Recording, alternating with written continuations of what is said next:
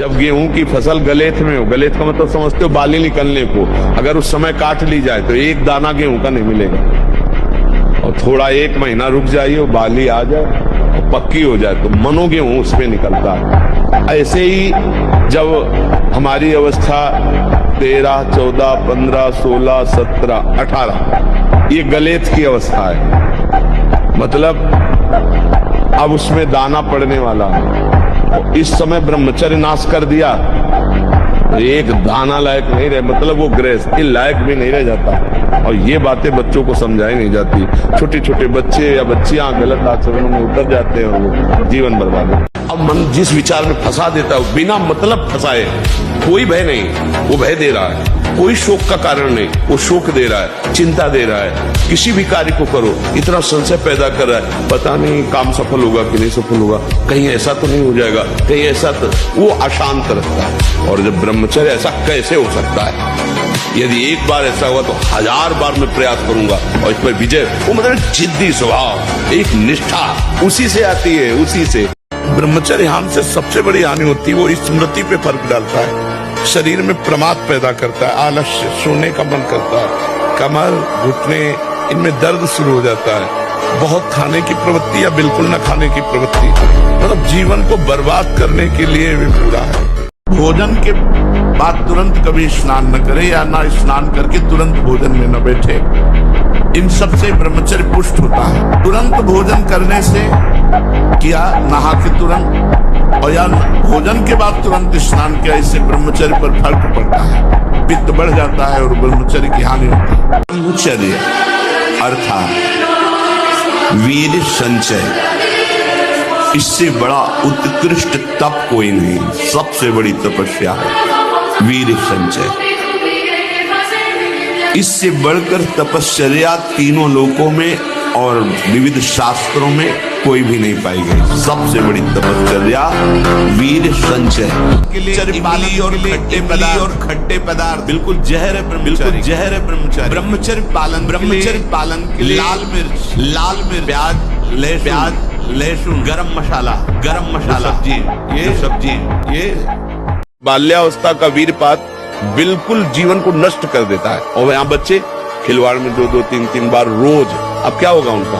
हड्डियों तक की सामर्थ्य नष्ट हो जाएगी, कुछ दिनों बाद देखना बंद हो जाएगा, ऐसे चौंधियाने लगोगे, खड़े होने में चक्कर आएगा, कमर दर्द करेगा, पैरों में टूटन बनी रहेगी, दिमाग में टेंशन बनी रहेगी, पढ़ोगे तो कुछ याद नहीं रहेगा, स्मृति नष्ट होने लगेगी, एक नास्तिकता छा जाएगी। अगर किसी को गलत क्रिया का अभ्यास है तो नियम लोग ये कसम खाने से, दृढ़ता पूर्वक कसम खाने से छूटता है। विद्यालयों में ब्रह्मचर्य की तो शिक्षा नहीं दी जाती, और एक शिक्षा जुड़ गई है कि आप ब्रह्मचर्य छीण करें तो कोई हानि नहीं है, ऐसा डॉक्टर बताते हैं, तो ऐसा उनको उपदेश मिलता है प्रायः। ऐसा जो उत्साह बढ़ाने वाले लोग हैं वो भी कहने लगे, सर्वनाश कर दिया बच्चों का। अभी 13, 14, 15, 16, 18 की अवस्था है और वो अन्य क्रियाओं द्वारा अपनी जीवनी शक्ति का नाश करने लगे। कि आप यहाँ विराजमान है इस स्थिति में, आपकी जीवात्मा इसी शरीर में है और आपका स्वरूप प्रकाश में लीन हो गया, ये क्या लीला है? अब महाराज जी सही बतावें आपको, आपसे कुछ छुपाव नहीं, इस खोखे के अंदर अब वही विराजमान है, जीव नहीं विराजमान। अब केवल खोखा है बाहरी जो आप देख रहे, अंदर पूरा सर्वराज्य उन्हीं का चल रहा है। लेकिन सप्तम धातु वीर एक मन शुद्ध सात्विक पौष्टिक अन्न के बाद एक बार के लिए तैयार होता है। और यहाँ बच्चे खिलवाड़ में 2-2, 3-3 बार रोज, अब क्या होगा उनका? हड्डियों तक की सामर्थ्य नष्ट हो जाएगी, कुछ दिनों बाद देखना बंद हो जाएगा, ऐसे चौंधियाने लगोगे, खड़े होने में चक्कर आएगा, कमर दर्द करेगा, पैरों में टूटन बनी रहेगी, दिमाग में टेंशन बनी रहेगी, पढ़ोगे तो कुछ याद नहीं रहेगा, स्मृति नष्ट होने लगेगी, एक नास्तिकता छा जाएगी। हर बहन भाई को 20 वर्ष तक नियम पूर्वक ब्रह्मचर्य रहना चाहिए। कुंभ में लाखों करोड़ों अंडा मांस पोटर डिब्बा खाने वाले आए होंगे, और मैं यहाँ से जब जाऊंगा, जब मुझे वो 30 मिनट, छोड़िए आप 10 मिनट भी मेरे साथ लगा दे सपा, 10 मिनट भी नहीं आएंगे। ये खड़ा हाथ, ये खड़ा।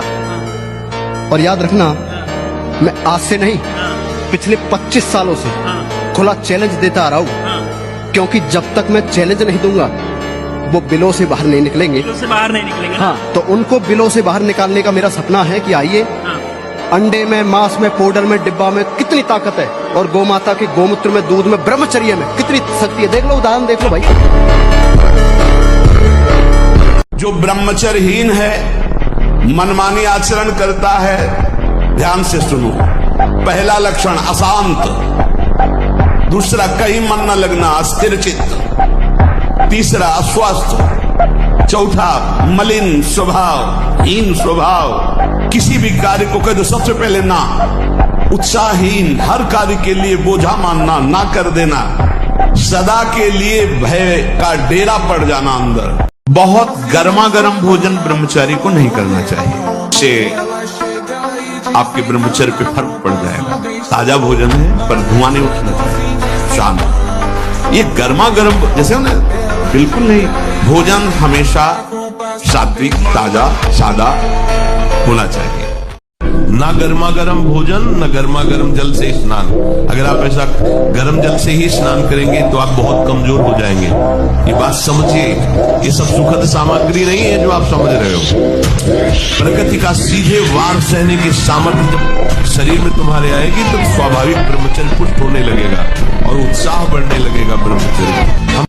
ब्रह्मचर्य का नियम नहीं तो इन आसनों पे बैठने की भूल न करें। गृहस्थ सुखासन पर बैठे पलथी अलती पलथी मार करके ऐसे आराम से सुखासन पर अभ्यास करे। 30 मिनट, 40 मिनट, 48 मिनट शांत भाव से मंत्राकार वृत्ति करने का, ये सब सही है। लेकिन 1.5 घंटे, 2 घंटे, 2.5 घंटे, 3 घंटे सिद्धासन और पद्मासन में, गृहस्थ धर्म में जो ब्रह्मचर्य का ठीक पालन नहीं करते। जब राम जी 14 वर्ष वनवास के बाद आए तो कैकेयी जी के महल में गए। कैकेयी जी ने कहा, बेटा मैं एक बात मांगती हूँ, मुझे पता है कि शायद ये बात पूरी ना हो, एक बार भरत मां कह दे और तुम कह दोगे तो भरत कभी टालेगा नहीं। भगवान कहने ही जा रहे थे, जब सूचना मिली तो भरत जी ने कहा, मैं भगवान की आज्ञा को टाल नहीं सकता, कैकेयी को मां नहीं कह सकता, ऐसी स्थिति में मैं अपने प्राण त्याग सकता हूं। भगवान राम ने नहीं कहा, अगर अभी संयम से चलो, अभी उठ जाओ। न संयम है, न नियम है, न धर्म है, न भजन है, बस वही व्यभिचार, वही खान पान गंदा, वही सोच गंदी, तो वो फिर निकलते चले जा रहे। उनके जो दैवी संपदा है वो सब निकलती चली जा रही, आसुरी संपदा बढ़ती चली जा रही। देखो, हनुमान जी को बहुत दुलार करते हुए भगवान ने ऐसे समीप शायद आसन की तरफ घसीटा तो वो भगवान के चरणों में बैठ गए। हनुमान, रावण के द्वारा पालित लंका में प्रवेश पा जाना, राक्षसों का विनाश करना, पूरी लंका को जला देना। शाखा मृग कह ई मनुषाई, शाखा ते शाखा बन जाई, लाग सिंधु फाटक उजारा, निश्चर गन बद विपिन उजारा। सो तो नाथ न कछु मोर, ये बात समझनी, ये किया प्रभु, ये सब किया जो आप कह रहे, ये सब किया, लेकिन हनुमान ने नहीं किया, राम प्रताप ने किया।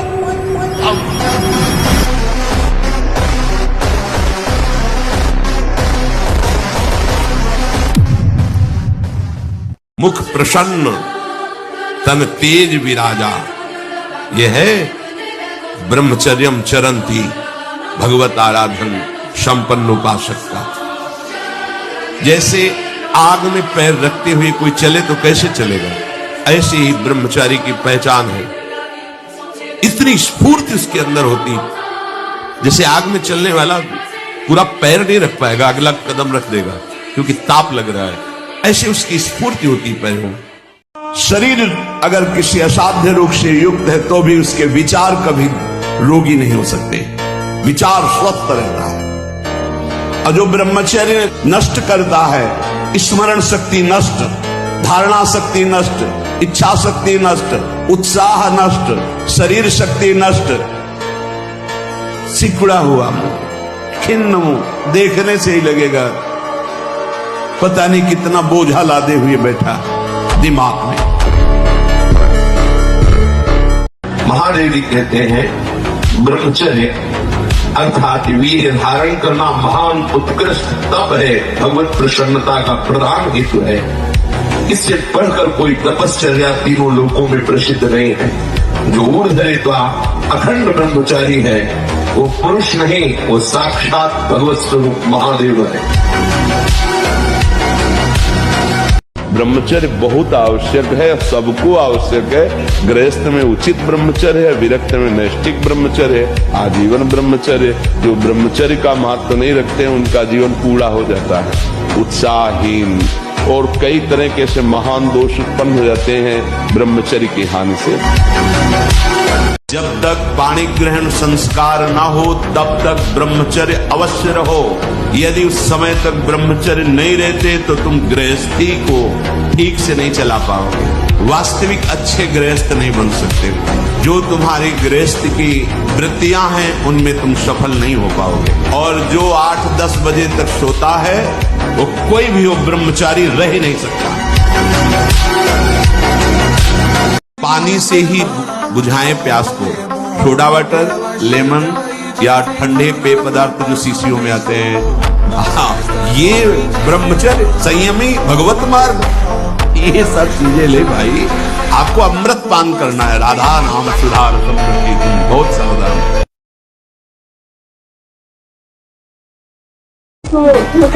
पानी से ही बुझाएं प्यास को, सोडा वाटर, लेमन या ठंडे पेय पदार्थ जो शीशियों में आते हैं, ये ब्रह्मचर्य, संयमी, भगवत मार्ग, ये सब चीजें ले भाई। आपको अमृत पान करना है, राधा नाम सुधार संपत्ति, तुम बहुत सावधान।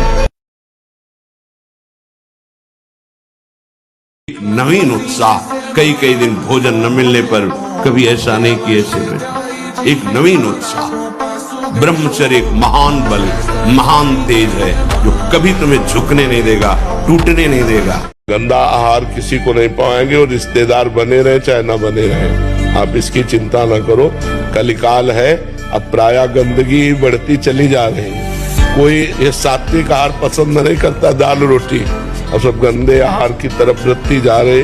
तो आप गंदे मत बनो, आप स्वयं पवित्र रहो और जो आए उनको पवित्र पवाओ। मन आवे तो पाओ, ना आवे तो आप चले जाओ। गंदा आहार किसी को नहीं पाएंगे और रिश्तेदार बने रहे चाहे ना बने रहे, आप इसकी चिंता न करो। कलिकाल है, अब प्रायः गंदगी बढ़ती चली जा रही है। कोई ये सात्विक आहार पसंद नहीं करता, दाल रोटी, अब सब गंदे आहार की तरफ बढ़ती जा रहे।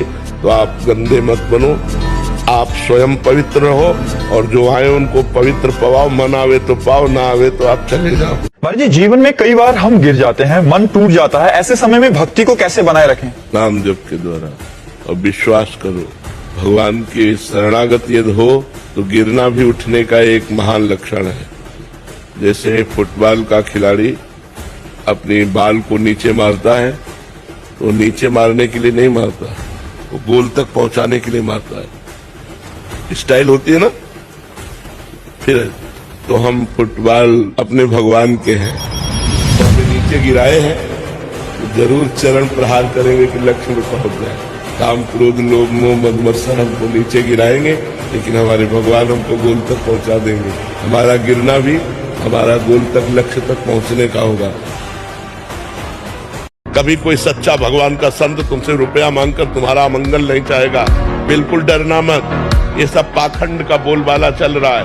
हमारी श्रद्धा अगर है तो हमारे टुकड़े पे भगवान रीझ जाएंगे, एक टुकड़े पे, एक चुल्लू जल पे भगवान रीझ जाएंगे। एक रोटी का टुकड़ा लेकर ना आंसू आते हुए जब कहोगे नाथ उस गरीब के पास, तो उतने से काम हो जाएगा। देखो ब्रह्म मुहूर्त में उठ के देखो आप 4 बजे उठिए, थोड़ा जल पीजिए, शौच जाइए, फिर इसके बाद कपड़ा पहनिए पवित्र होके, और फिर दौड़ लगाइए, दंड बैठक मारिए, थोड़ी देर घंटा आध घंटा नाम जप कीजिए, भगवत ध्यान कीजिए, और फिर अपने काम में चले जाए। देखो आपका चेहरा, आपका जीवन प्रकाश में रहेगा। ब्रह्मचर्य ही परम तप है, ब्रह्मचर्य ही परम धन है, ब्रह्मचर्य परम एकाग्रता है। एकाग्रता ब्रह्मचर्य से आती है। आंख मूंदो या खुली रखो, अगर ब्रह्मचर्य ठीक, एक शीतलता, एक गंभीरता, और जिधर दृष्टि लगा उधर एकदम चिपक जाएगी जाके। अगर आप श्रवणेन्द्रीय का ब्रह्मचर्य, वाकेंद्रीय का ब्रह्मचर्य, नेत्रेंद्रीय का ब्रह्मचर्य और त्वगेंद्रीय का ब्रह्मचर्य, अनावश्यक किसी को स्पर्श मत करो, परस्पर विरोधी शरीर को तो भूल कर मत करो। विरोधी शरीर जैसे हमारा पुरुष शरीर है, सामने स्त्री शरीर है, तो किसी भी तरह से सेवा के लिए संकेत करना या किसी भी सेवा के लेन देन में बचाव पक्ष में रहो। यहां रख दीजिए सामान, फिर आप उठा लीजिए। सीधे हाथ में सामान लेना नहीं, सीधे हाथ में सामान देना नहीं। महाराज जी, इस प्रश्न का कोई अस्तित्व तो नहीं है जो कर रहा हूँ। आपसे वरदान मांगने के लिए बोला जाए कि भगवान के द्वारा, तो आप क्या मांगो? भगवान से खुद कहेंगे हम तुम्हें तो क्या चाहिए। अगर हमसे भगवान कहे कि तुम्हें क्या चाहिए, तो हम पूछेंगे आपको क्या चाहिए। आप हमसे बोलो क्या चाहिए, क्योंकि मैं आपका सेवक हूं। आप आज्ञा कीजिए, आपको क्या चाहिए। आपके नाम के बल से आपको आशीर्वाद देने की सामर्थ्य है।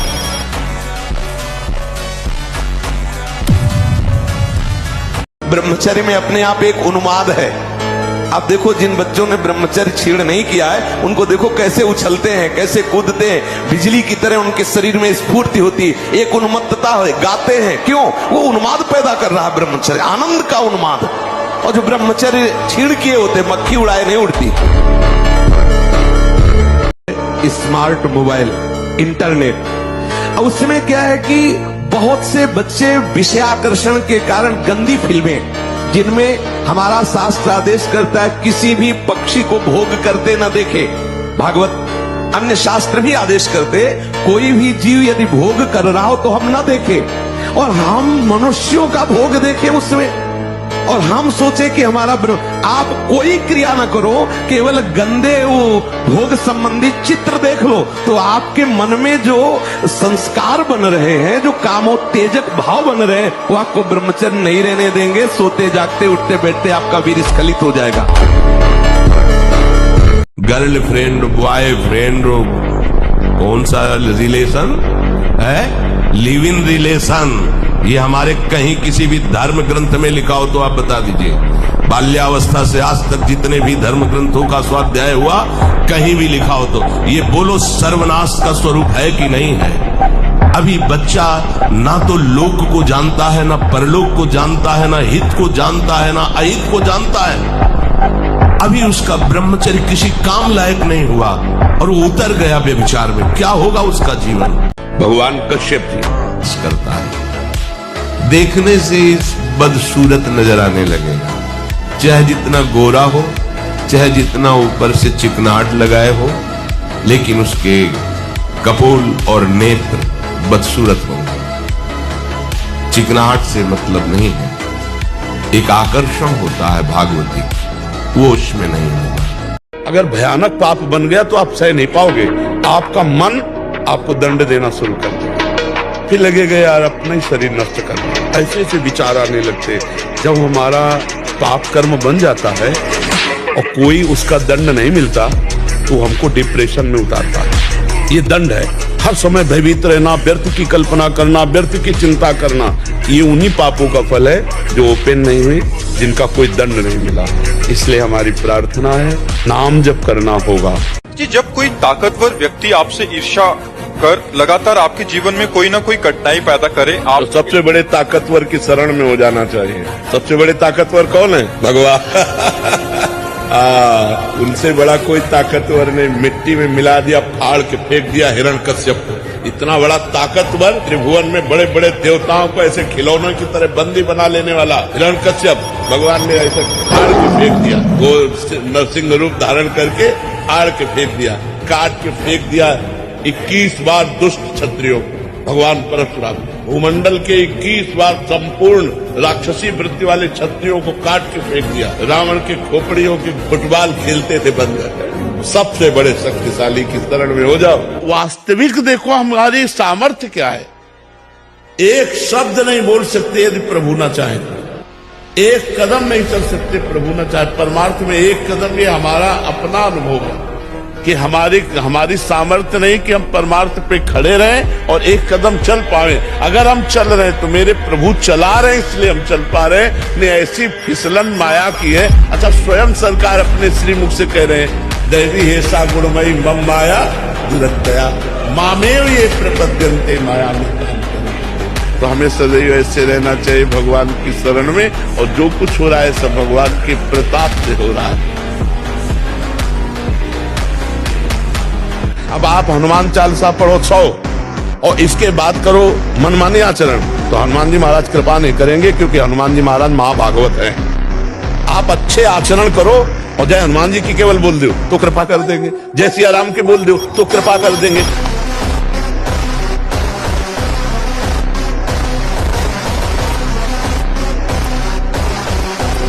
महाराज जी, संसार में रिश्ते ज्यादा महत्वपूर्ण हैं या पैसा? क्योंकि समाज में पैसों के लिए न पैसा महत्वपूर्ण, न रिश्ता महत्वपूर्ण। संसार में महत्वपूर्ण भगवान का भजन। रिश्ता भी मरेगा, पैसा भी छूटेगा, दोनों महत्वपूर्ण है क्या? न रिश्ता टिकाऊ है और न राधे राधे महाराज जी। महाराज जी, मेरा पुत्र लेफ्टिनेंट कमांडर रजनीकांत सेना मेडल एक मिशन में देश सेवा में शहीद हुआ। संपूर्ण राष्ट्र उस पर गर्व करता है और उनको सम्मान की दृष्टि से भी देखता है, किंतु मेरे मन में यही प्रश्न उठता है कि मेरे साथ ऐसा क्यों हुआ, मेरा पुत्र क्यों चला गया? मन बहुत विचलित करता है। ऐसा नहीं प्रश्न होना चाहिए। आपके जैसे हजारों माओ के पुत्र हमारे राष्ट्र की रक्षा में बलिदान हुए। धन्यवाद है, आपका मां होना सफल हुआ कि आपकी कोख से ऐसा पुत्र पैदा हुआ जो हमारे राष्ट्र की सुरक्षा में बलिदान हुआ। दो ही धन्य है, या तो भगवान की भक्ति करके भगवत प्राप्ति करके लोक का कल्याण कर दे, और या तो राष्ट्र के लिए अपने प्राणों को समर्पित कर दे। तो कहा तो सब जी रहे हैं, उनको धन्य नहीं कहा गया, धन्य दो को ही कहा गया, या तो भगवान का भक्त बनकर लोक मंगल किया और या राष्ट्र सुरक्षा